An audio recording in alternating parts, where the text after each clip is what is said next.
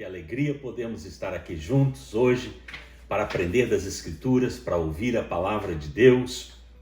Sejam todos bem-vindos. Eu espero que este seja um ano abençoado para cada um de vocês. Que o abençoador possa caminhar junto, do lado, ajudando, sustentando, abrindo as portas, ajudando naquilo que for necessário para que você seja alguém que o ame e que o faça conhecido através daquilo que você é, através da sua caminhada. Hoje nós estamos no nosso primeiro domingo do ano.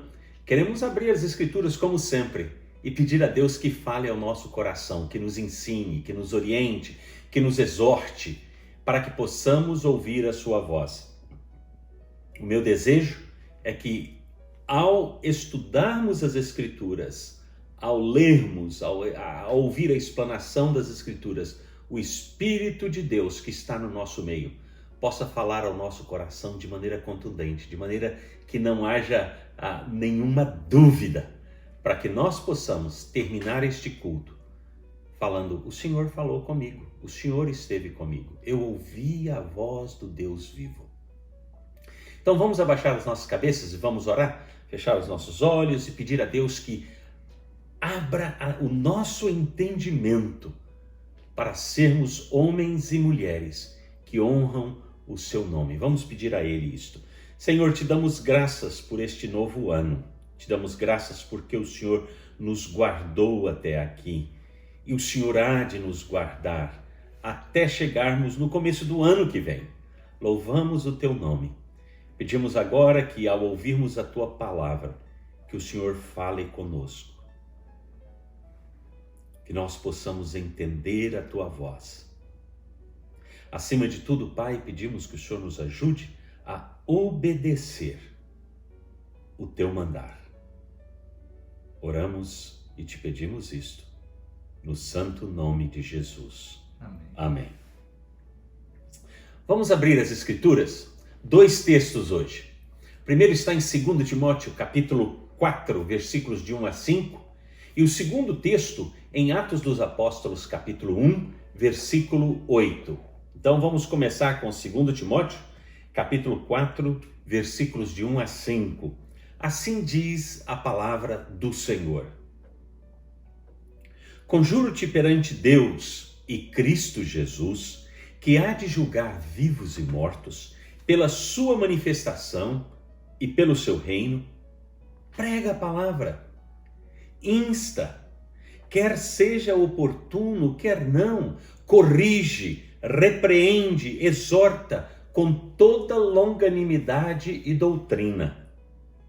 Pois haverá tempo em que não suportarão a sã doutrina, pelo contrário, cercar-se-ão de mestres segundo as suas próprias cobiças, como que sentindo coceira nos ouvidos, e se recusarão a dar ouvidos à verdade, entregando-se a fábulas.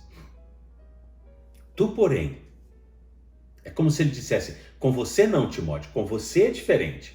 Então ele fala assim: tu, porém, sê sóbrio em todas as coisas, suporta as aflições, faze o trabalho de um evangelista, cumpre cabalmente o teu ministério. O segundo texto está em Atos capítulo 1, versículo 8. Jesus está com seus discípulos, pouco antes de ser elevado aos céus. Os discípulos perguntam a ele se ele vai estabelecer o reino de Israel ali. Ele fala: não compete vocês saber nem tempo, nem hora, nem nada. Isso aí compete ao Pai Celeste. Por quê? Porque os homens estavam esperando um reino para este mundo. E Jesus estava tentando dizer para ele: olha, vai muito além deste mundo. Governa aqui, mas governa em outros lugares também, não é? E Jesus fala com os discípulos o seguinte: para eles ficarem em Jerusalém, até que do alto eles fossem revestidos de poder. Ele estava falando do Espírito Santo, né? E ele fala o seguinte, versículo 8: mas recebereis o poder ao descer sobre vós o Espírito Santo, e sereis minhas testemunhas, tanto em Jerusalém, como em toda a Judéia e Samaria e até os confins da terra. A nossa meditação hoje é sobre trazer esperança em tempos difíceis. E que tempo esse que nós passamos esse ano que passou, não é verdade? Que tempo complicado. Esta pandemia, o medo, a preocupação, a ansiedade que tirou a paz de muitos, a tristeza que envolveu o coração de tantos. Foram tempos difíceis. Estamos ainda passando por tempos difíceis. Mas sabe de uma coisa? Nós que conhecemos a verdade, o que nós devemos fazer nesse tempo? Qual é o nosso papel como crentes em Cristo Jesus? Como é que aqueles que nos conhecem, que ouvem de nós e ouvem a nosso respeito, como é que eles reagem? É muito interessante observar que nesse tempo é um tempo de grandes oportunidades para todos nós. É como os japoneses sempre falam, não é? A crise é um lugar de oportunidade. Então nós temos muitas oportunidades para espalhar aquilo que temos no nosso coração a pessoas que não conhecem a verdadeira esperança. Nós também vivemos numa geração onde tudo é relativo, não é verdade? Nós às vezes falamos assim, olha, se está bem para você, está bem para mim. Alguns ainda falam assim, não, o que importa é se você estiver feliz com isso. Se estiver feliz, está tudo bem. E tem aqueles até mesmo que dizem assim, não, todos os caminhos vão te levar ao mesmo destino. E às vezes outros mais imediatistas ainda falam, o momento é o que importa. Relativismo está casado com imediatismo. Nós queremos tudo aqui e agora, né? E principalmente essa nova geração. É a geração do fast food, né? Rapidinho. Tem que pedir, tem que sair rápido, tem que aproveitar rápido e cair fora. E junto com esse relativismo e esse imediatismo, ainda temos o hedonismo, não é? Que adora o corpo, adora a aparência.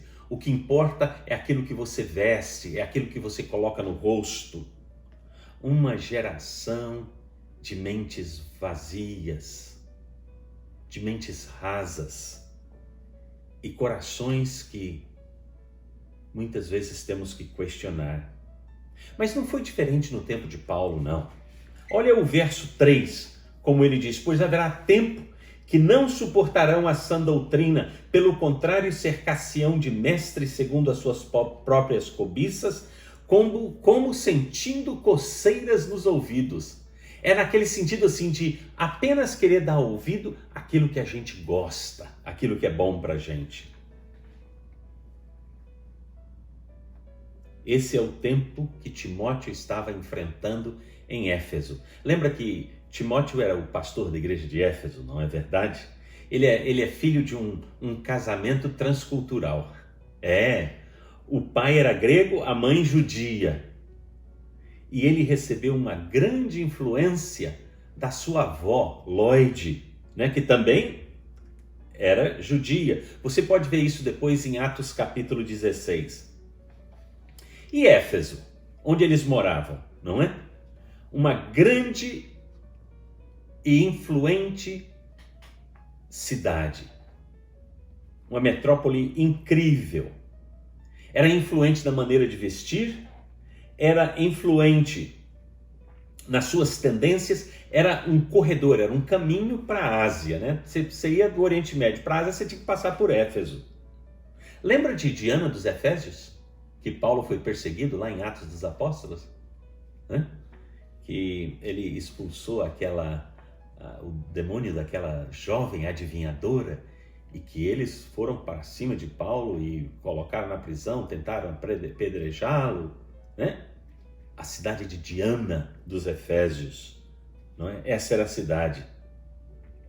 É nesse cenário que Paulo vira para Timóteo e fala assim, olha, tem mais para ser observado. Apesar de todas as dificuldades de Éfeso, existem muitas oportunidades boas para proclamar aquilo que é inclusivo, quer dizer, para toda a gente, a proclamação era para toda a gente, mas exclusivo também, só para aqueles que são salvos. Ele ensina e nos convida a entrar neste barco para que nós possamos aprender, para que nós possamos passar para outros aquilo que nós sabemos. Vamos dar uma olhada nisto, né? Nós temos aqui 3 pontos hoje que você vai precisar estar prestando atenção. O primeiro é um mandamento para os nossos lábios. O segundo, proclamar apenas a palavra. E o terceiro, o tempo a ser feito. Vamos começar com o comando para abrir os nossos lábios. Ele começa assim, já no versículo 2. Prega a palavra, anuncia a palavra. Ele não está dando uma sugestão para os crentes, não está dando uma sugestão para Timóteo. É uma ordem para que nós possamos proclamar aquele que é a palavra de Deus. Lembra de João no capítulo 1? No princípio era o Verbo, e o Verbo estava com Deus, e o Verbo era Deus. Paulo depois, mais tarde em Éfeso, ele diz que sem ele, tudo o que foi feito não teria sido criado. Em Gênesis capítulo 1, no princípio criou Deus os céus e a terra, e disse Deus, haja luz. É a palavra.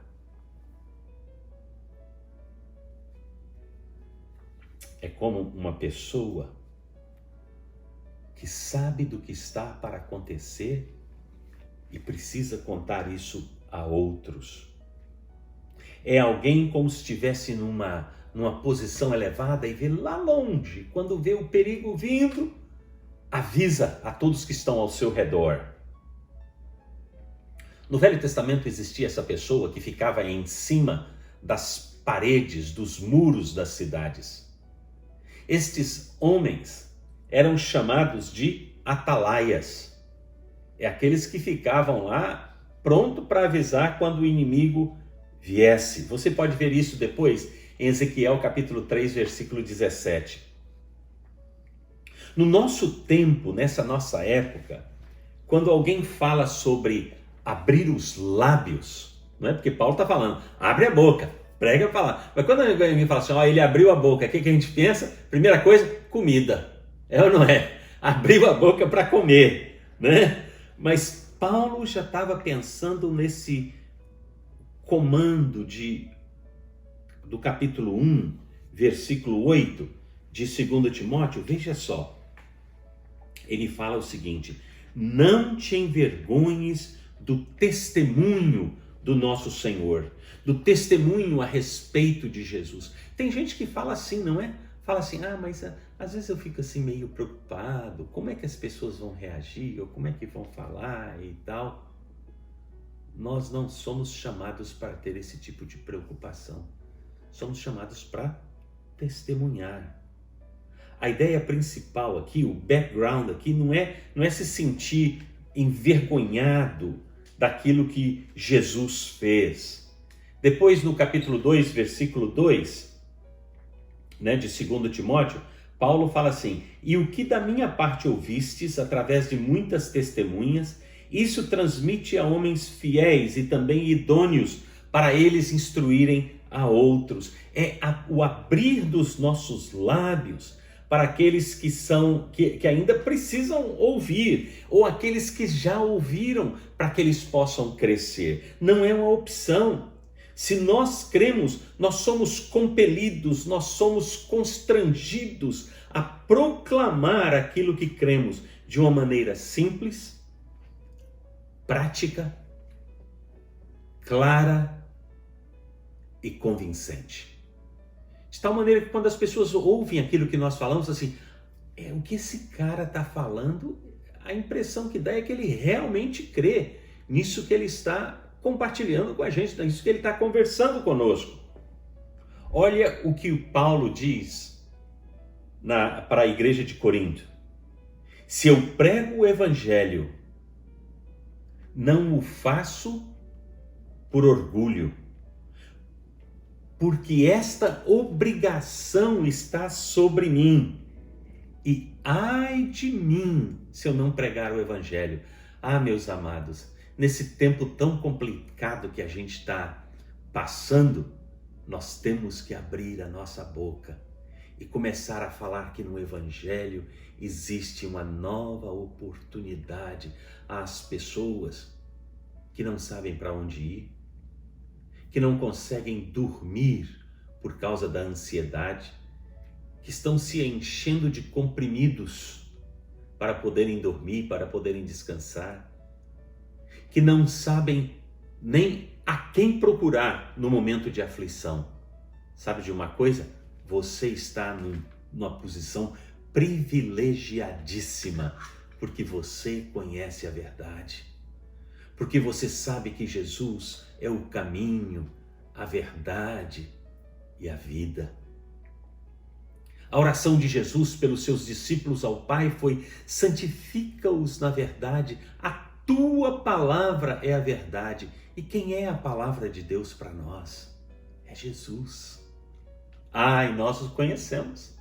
Nós podemos sentar e conversar com pessoas ao nosso redor sobre essa esperança que Jesus colocou em nossos corações para começar um novo ano, a despeito da pandemia, com a certeza de que Ele há de guiar os nossos passos. Mas a segunda coisa de Paulo nesse texto de 2 Timóteo, capítulo 4, ele fala para a gente abrir a boca e proclamar, mas não é proclamar, não é falar de qualquer coisa, não é simplesmente ficar batendo papo, era proclamar uma coisa somente, proclamar a palavra. Prega, proclame o quê? A palavra, não é? Se o que você tem para comunicar com alguém é de extrema importância, então isso tem que ter prioridade na sua vida, mesmo que isso trará consequências difíceis. Deixa eu fazer uma pergunta a você. Você sabe o que é a maratona, não é? É uma coisa que tem no mundo inteiro, não é? E por causa da pandemia, a São Silvestre foi adiada. É uma maratona, quase 43 ponto alguma coisa de quilômetros de corrida. Você sabia como isso começou? A maratona começou na Grécia, no ano 490 a.C. Um grego chamado Filípides, ele correu uma maratona da praia ao sul da Grécia até Atenas. E ele só tinha uma mensagem na sua mente e no seu coração para avisar os atenienses. Ele correu 43 quilômetros só para dizer uma coisa: nós ganhamos a batalha. Isso foi uma batalha contra a Pérsia. Ele contou a novidade e caiu morto, por causa do esforço que ele teve da maratona, não é? O corredor grego tinha uma mensagem de suma importância, que é: nós ganhamos a guerra. Para os atenienses, essa mensagem significava vida, que eles não iam morrer. Mas essa mensagem, para Filípides, significou morte. Ele correu para a sua morte para anunciar a vida. Às vezes, o valor da mensagem é muito maior do que a vida. É assim que o salmista diz: a tua graça é melhor do que a vida. A vida de Jesus foi para trazer vida para nós. E ele pagou o preço dessa vida com a sua morte. a nossa vida significou morte para alguém. Deixe-me contar uma história de um evangelista no sul do Sudão, antes do Sudão do Sul se tornar independente. O Sudão era um país extremamente fechado para o evangelho, era um país religioso, tanto que a parte norte ainda é muito religiosa, ainda fechada para o evangelho de Jesus. E havia um homem que se converteu lá no sul, e a mensagem do evangelho grudou no seu coração, e ele ficou preocupado com o restante do sul do Sudão. Ele começou a sair de aldeia em aldeia, falando de Jesus. Lógico, foi preso, porque era proibido falar do evangelho de Jesus naquele lugar. E aquele homem foi preso, colocado no sol, em um pilar, apanhou muito e deixado no sol durante muito tempo. Talvez você possa falar assim, mas deixar no sol, a gente fica no sol, na praia o tempo inteiro. Não no Sudão do Sul, onde a temperatura pode chegar a mais de 47, 48 graus, chegando às vezes no verão a 50 graus, num lugar sem muita árvore, meio deserto. Aquele homem teve as suas costas marcadas, de onde saiu sangue de tanto apanhar com chibatadas. Tiraram o homem vivo um dia depois e falaram com ele, você está proibido de falar do evangelho. Aquele evangelista saía daquele pequeno vilarejo e foi para o próximo fazer o quê? Falar de Jesus. Pegaram aquele homem, o espancaram novamente, colocaram de novo no sol, com feridas nas costas. Tiraram no outro dia, proibiram de falar no evangelho. Ele saiu daquele vilarejo, foi para o próximo falar de Jesus. Aquele homem chegou ao ponto de ter os 5 dedos decepados de sua mão. Mas ele falava, eu não posso parar de falar dessa mensagem que é tão importante e que pode trazer a vida para muitos. A mensagem que temos para proclamar é o evangelho. É a vida de Cristo. A vida de Cristo em nós não é um cochichar no ouvido das pessoas como se nós tivéssemos um segredo para contar para elas e que deve ser mantido como segredo. Nós não somos chamados para sermos agentes secretos do reino de Deus. É algo único. Porém, a gente nota que os interesses dos relacionamentos hoje é a respeito de muitas coisas, não é verdade? Política, economia, vida das pessoas que se sobressaem na mídia, as tendências da moda, a modelação do corpo, Covid, médico, o que esse médico diz, o que aquele médico diz, quantos que morreram, quantos que são infectados. Paulo convida e insiste, ele se entrega ao princípio de que o que temos em nossas mãos é tão simples e ao mesmo tempo é tão urgente, além de ser único. E ele enfatiza, o que temos que comunicar é a palavra. Por quê? Porque nós vivemos dias terríveis, dias difíceis. Veja só como ele explica isto no versículo 3.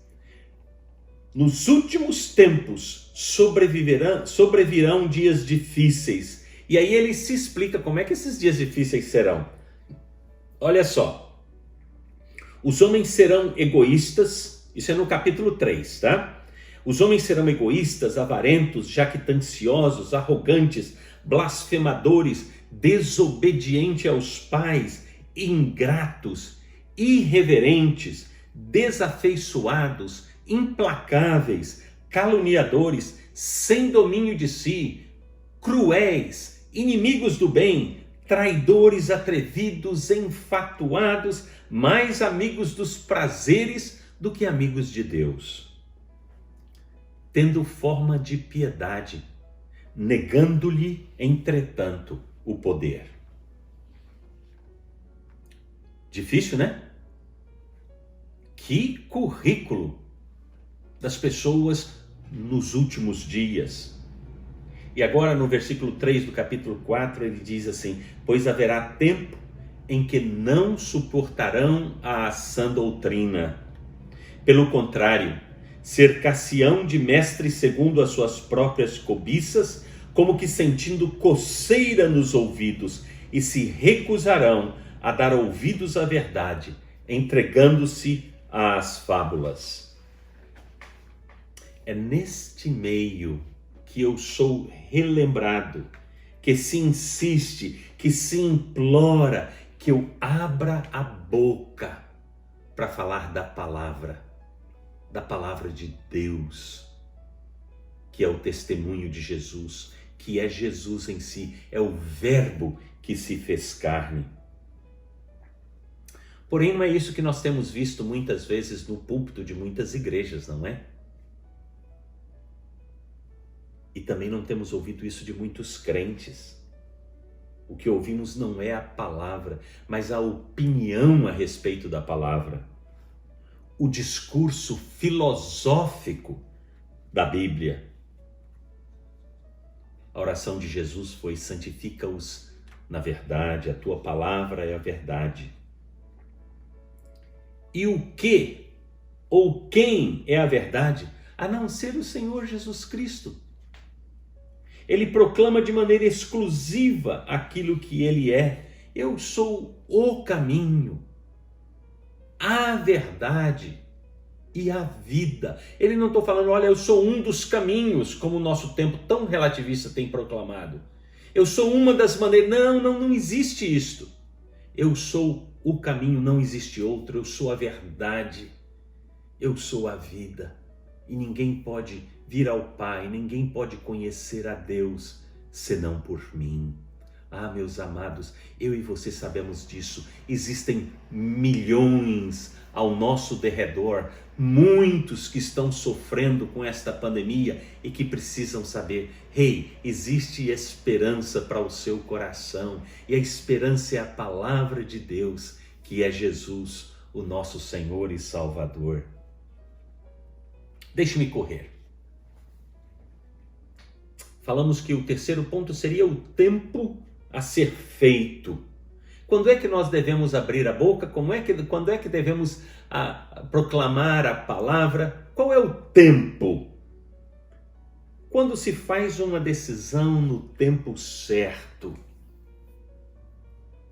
Esta questão de tempo é algo crucial. Tempo nas Escrituras é exemplificado de duas maneiras. O tempo do relógio, não é?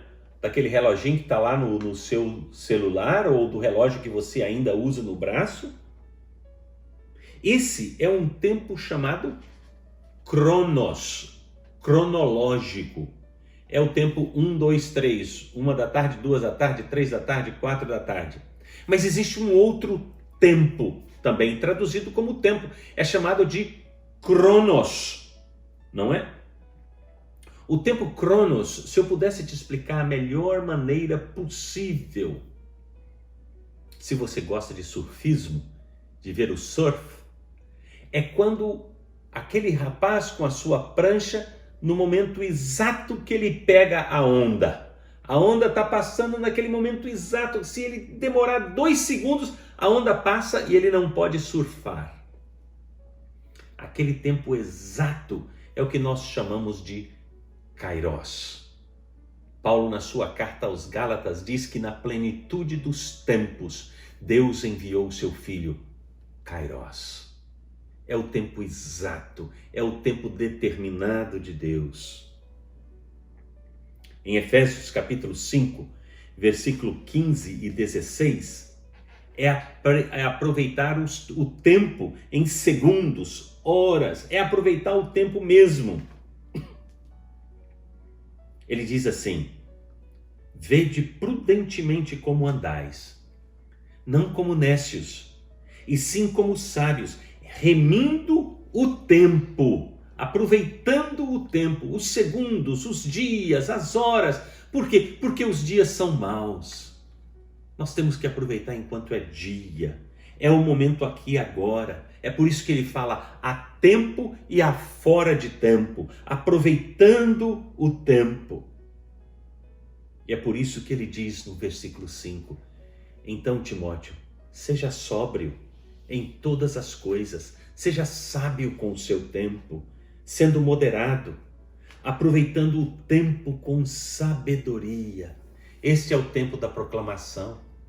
O tempo de conversarmos sobre a palavra, sobre a verdade, é hoje, não é amanhã. Ontem já foi. Amanhã ainda vai vir e nós não sabemos se vamos estar aqui. Nós temos que aproveitar o presente. Aqui e agora é um presente que Deus nos deu para que nós possamos oferecer a outros que não conhecem a sua verdade, a sua palavra, a sua vida. Deixe-me encerrar dizendo isso para você. Em tempos de relativismo, a nossa mensagem, o que temos a compartilhar, é único, é absoluto. Em nenhum outro tempo isso é tão vital, tão crucial como agora ao começarmos o novo ano. Porque temos uma novidade que pode trazer uma alegria tremenda ao coração de muitos que não sabem para onde ir. A presença do Verbo de Deus, da Palavra de Deus em nosso meio, é algo que traz ao homem, satisfaz ao homem os seus anseios mais profundos e os anseios mais simples da sua alma. Anunciar que Deus está conosco, que Deus está no nosso meio para salvar, para perdoar, para dar vida, é proclamar o Emanuel. Amados, é chegada a hora. Vamos sair lá fora. Vamos achar os eleitos que Paulo coloca em 2 Timóteo capítulo 2, versículo 10. Tudo suporto por causa dos eleitos, para que também eles obtenham a salvação que está em Cristo Jesus. Eles foram eleitos, mas ainda não estão salvos, porque ainda não ouviram a mensagem do Evangelho. E talvez seja eu e você que temos que chegar lá e falar com ele, com ela, de maneira simples, de uma maneira que só o Espírito de Deus pode instruir a mim e a você a fazer. A hora é agora. Ao sairmos daqui, ao sairmos desta live, ao sairmos desse tempo juntos, ao cruzarmos com o desesperançoso, ao andarmos com aquele que está desencorajado, abatido, temeroso por causa do Covid, ao ouvirmos a voz já fraca daquele que está desestimulado ou está doente, é nessa hora que nós podemos compartilhar, proclamar, nós podemos instar, orientar, anunciar, porque quando Cristo vem nas nossas vidas, Ele traz a esperança em momentos tão difíceis. Ele é em você, em mim, a esperança da glória, a esperança que o mundo precisa hoje. Só aqueles que têm a esperança eterna dentro de si podem oferecer. Efésios capítulo 2, versículo 7. É Cristo em vós, a esperança da glória. Esta é a mensagem para todo tempo, para toda a vida. É isso aí, meus amados. Primeira coisa, abra os seus lábios, proclame, converse, fale. Segunda coisa, fale sobre a verdade de Deus para esse mundo tão difícil. Fale sobre a esperança de Deus para um momento tão desesperançoso. E o tempo é agora, é já. Não é semana que vem, não é depois. Abra os seus lábios agora e comunique a verdade que você tem para aquele que não a conhece, para que ele e ela também possam vir para Jesus e encontrar a salvação que só existe nele para a vida eterna que começa aqui e agora. Vamos orar. Obrigado pela tua palavra, Senhor. Usa as nossas vidas para transmitir a tua verdade, a tua palavra. Há muitos que ainda não te conhecem e que estão entrando um novo ano, com incertezas nos seus corações, sem saber para onde ir, o que fazer, em desesperança. Ó Deus amado, usa-nos, cada um de nós, para transmitirmos a tua palavra, a tua verdade, que é personificada na pessoa de Jesus, o nosso Salvador, para que todos os povos da terra saibam que o Senhor é Deus e que não há outro. Por Jesus nós te pedimos. Amém. Recebam a bênção, que a graça do nosso Senhor e Salvador Jesus Cristo, o amor de Deus, o nosso Pai, o conforto, a consolação, o poder, a presença do Espírito Santo do Trino Deus esteja com vocês hoje, nesse primeiro domingo do ano, mas até a volta do nosso Senhor amado Jesus Cristo, com vocês e com todo o povo de Deus espalhado pela terra, agora e para sempre. Amém.